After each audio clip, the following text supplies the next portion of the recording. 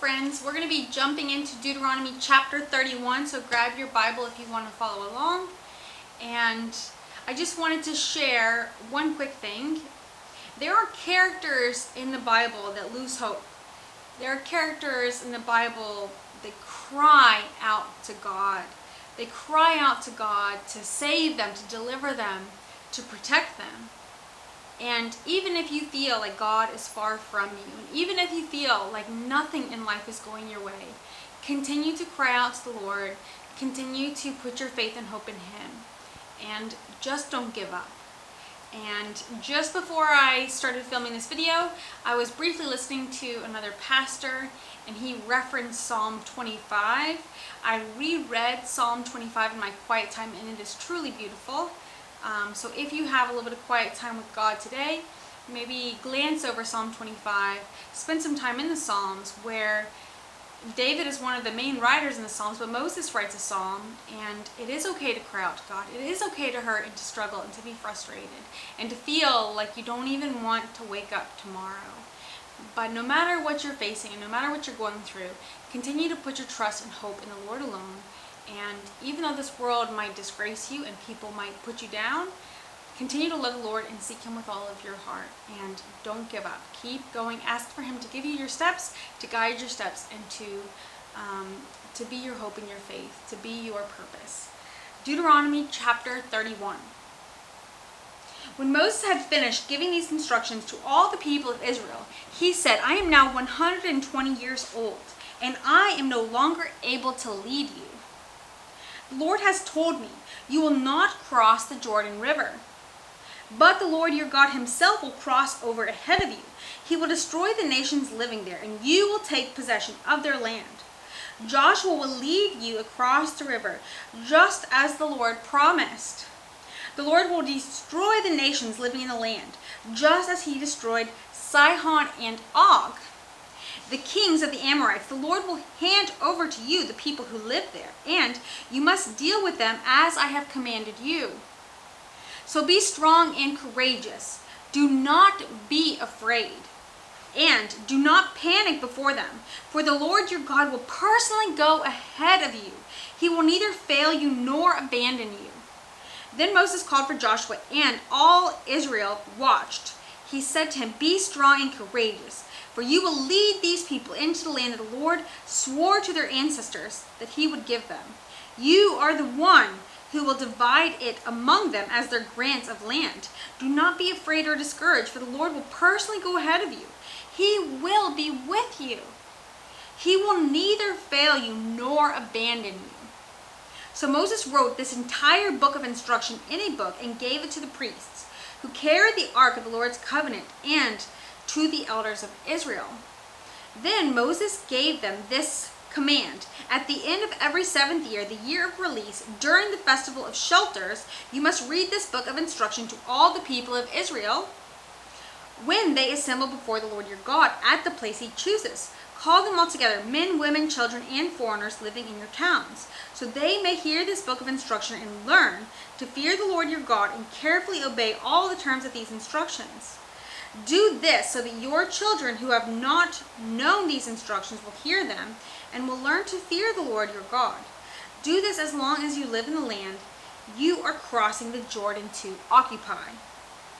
Then the Lord said to Moses, "The time has come for you to die. Call Joshua and present yourselves at the tabernacle, so that I may commission him there." So Moses and Joshua went and presented themselves at the tabernacle, and the Lord appeared to them in a pillar of cloud that stood at the entrance to the sacred tent. The Lord said to Moses, "You are about to die and join your ancestors. After you are gone, these people will begin to worship foreign gods, the gods of the land where they are going. They will abandon me and break my covenant that I have made with them. Then my anger will blaze forth against them. I will abandon them, hiding my face from them, and they will be devoured. Terrible trouble will come down on them, and on that day they will say, 'These disasters have come down on us because God is no longer among us.' At that time I will hide my face from them on account of all the evil they commit by worshiping other gods," lowercase g. So write down the words of this song and teach it to the people of Israel. Help them learn it so it may serve as a witness for me against them. For I will bring them into the land I swore to give their ancestors, a land flowing with milk and honey. There they will become prosperous, eat all the food they want, and become fat. But they will begin to worship other gods. They will despise me and break my covenant. And when great disasters come down on them, this song will stand as evidence against them. For it will never be forgotten by their descendants. I know the intentions of these people, even now, before they have entered the land I swore to give them. So that very day Moses wrote down the words of the song and taught it to the Israelites. Then the Lord commissioned Joshua, son of Nun, with these words, Be strong and courageous, for you must bring the people of Israel into the land I swore to give them. I will be with you. When Moses had finished writing this entire body of instruction in a book, he gave this command to the Levites who carried the ark of the Lord's covenant. Take this book of instruction and place it beside the ark of the covenant for the Lord your God, so it may remain there as a witness against the people of Israel. For I know how rebellious and stubborn you are. Even now, while I am still alive and here with you, you have rebelled against the Lord. How much more rebellious will you be after my death? Now summon all the elders and officials of your tribe, so that I can speak to them directly and call heaven and earth to witness against them. I know that after my death you will become utterly corrupt and will turn from the way I have commanded you to follow. In the days to come, disaster will come down on you, for you will do what is evil in the Lord's sight, making him very angry with your actions. So Moses recited this entire song publicly to the assembly of Israel. Chapter 32 of Deuteronomy. And Moses is like 120 years old, I think. Listen, O heavens, and I will speak. Hear, O earth, the words that I say. Let my teaching fall on you like rain. Let my speech settle like dew. Let my words fall like rain on tender grass, like gentle showers on young plants. I will proclaim the name of the Lord. How glorious is our God. He is the rock. His deeds are perfect. Everything he does is just and fair. He is faithful God who does no wrong. How just and upright he is. But they have acted corruptly towards him. When they act so perversely, are they really his children? They are a deceitful and twisted generation. Is this the way you repay the Lord, you foolish and senseless people? Isn't he your father who created you? Has he not made you and established you? Remember the days of long ago. Think about the generations past. Ask your father, and he will inform you. Inquire of your elders, and they will tell you. When the Most High assigned lands to the nations, when he divided up the human race, he established the boundaries of the people according to the number in his heavenly court. For the people of Israel belong to the Lord. Jacob is his special possession. He found them in a desert land, in an empty, howling wasteland. He surrounded them and watched over them. He guarded them as he would guard his own eyes.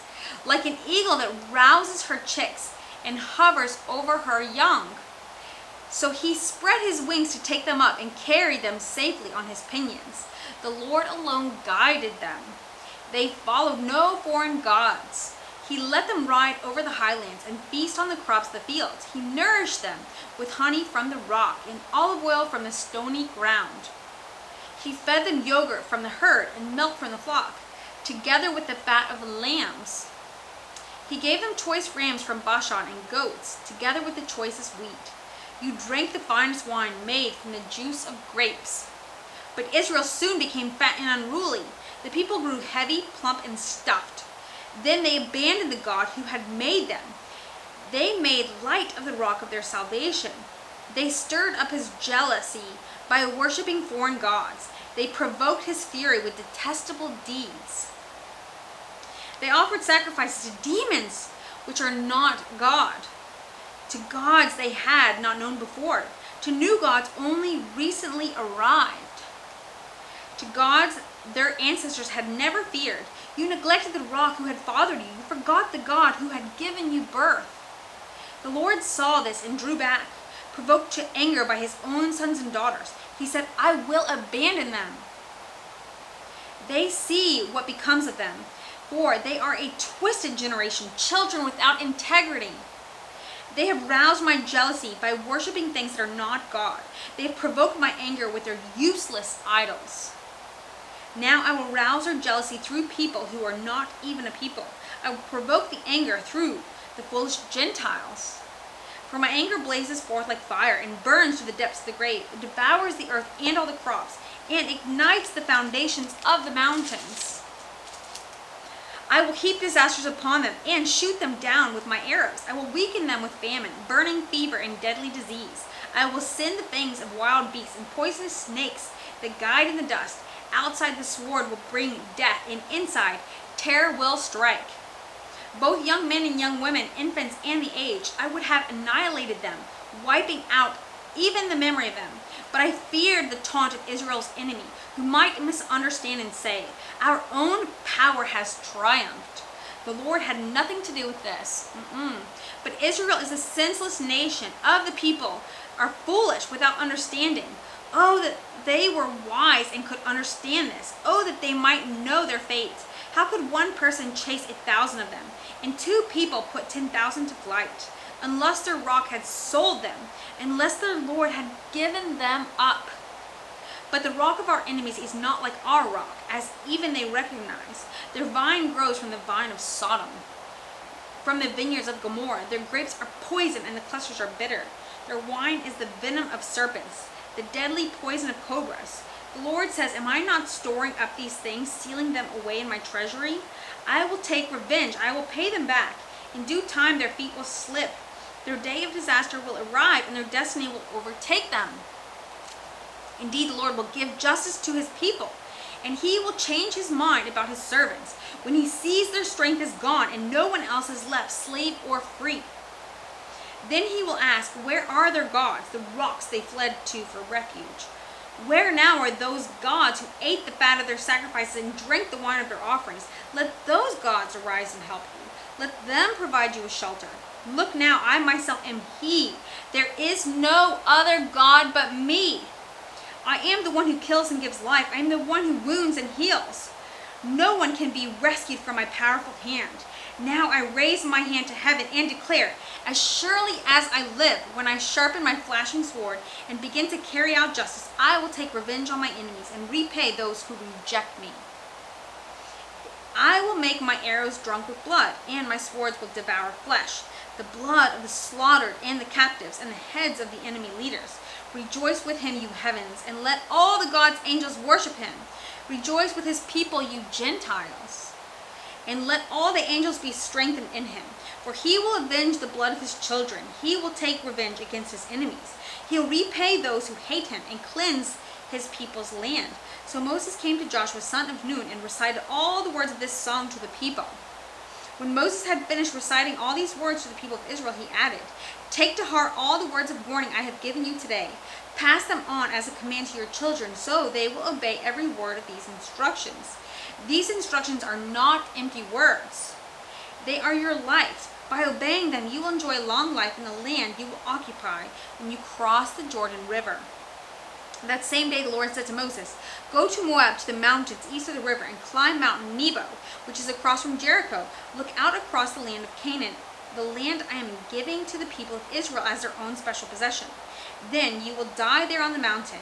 You will join your ancestors just as Aaron your brother died on Mount Hor and joined his ancestors. For both of you betrayed me with the Israelites at the waters of Meribah at Kadesh, in the wilderness of Zin. You failed to demonstrate my holiness to the people of Israel there. So you will see the land from a distance, but you may not enter the land I am giving to the people of Israel. That is so sad to me. But we know in the book of Matthew at the Mountain of Transfiguration, we do get to see this lovely man again. So Moses is going to bless the people in the next chapter of Deuteronomy. So I hope to read this with you very soon. Thanks for joining me, and have a blessed day.